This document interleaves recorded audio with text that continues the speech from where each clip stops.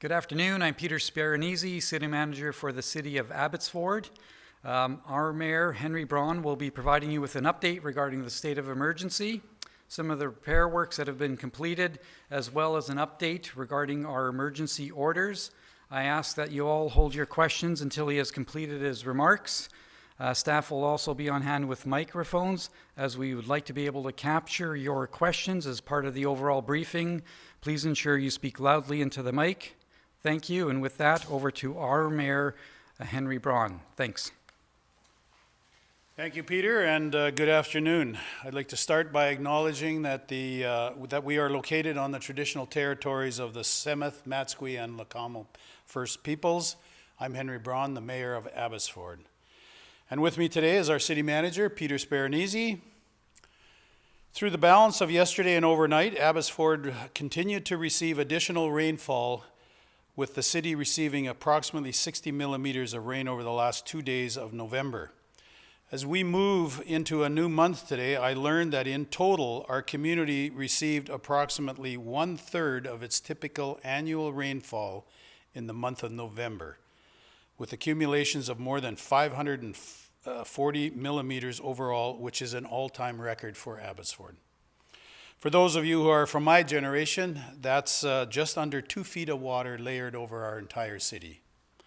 As I mentioned yesterday, we did experience localized flooding from the most recent rain event and continue to have several road closures in place and several localized evacuation orders being issued over the last 24 hours.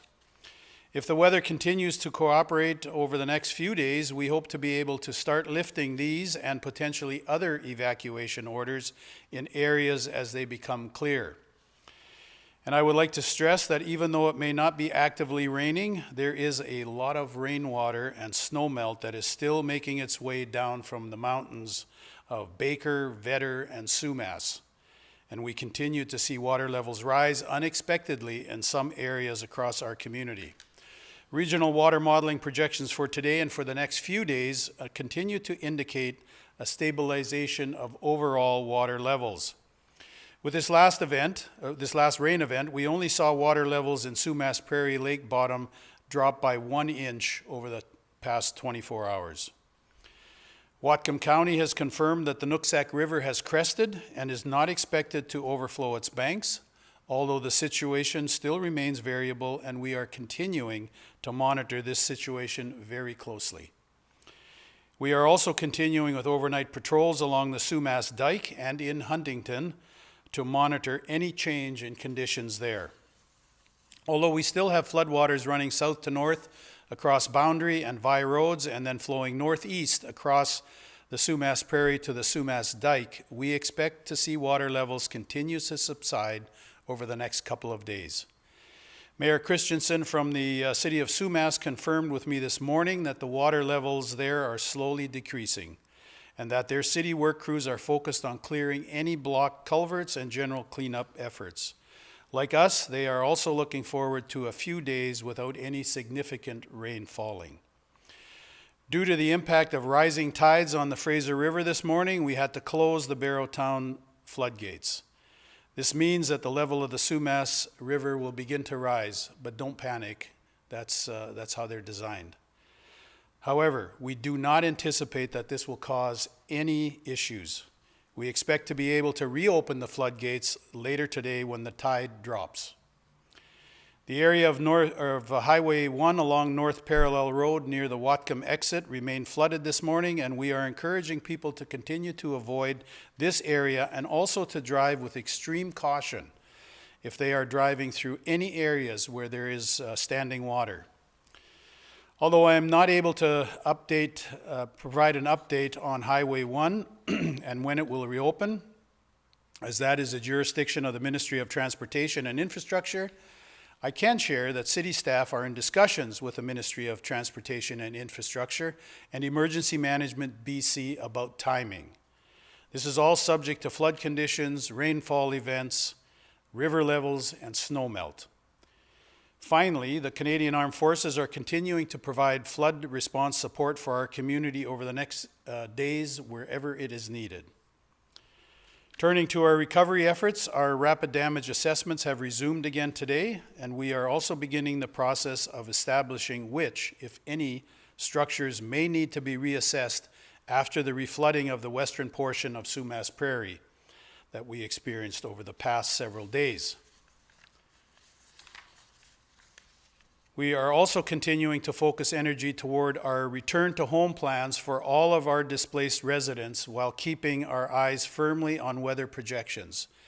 I look forward to a time when we no longer have the term atmospheric river included with our weather projections.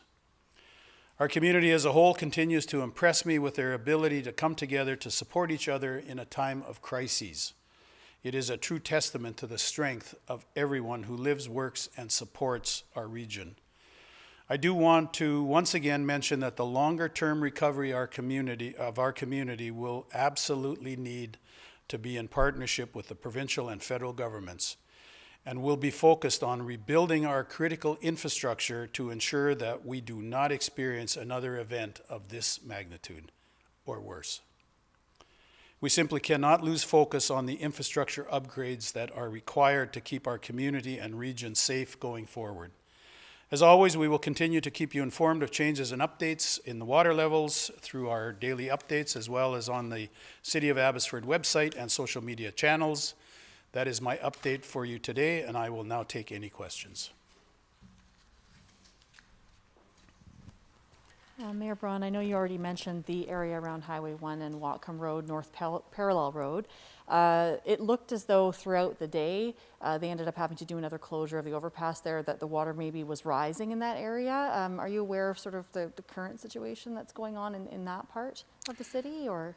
Well, yes, I was there yesterday, and the water was rising, and I haven't heard that it receded. But when it comes to the off-ramps and Highway 1, that is the jurisdiction of the Ministry of Transportation and Infrastructure, so I don't have any further data than what I just gave you.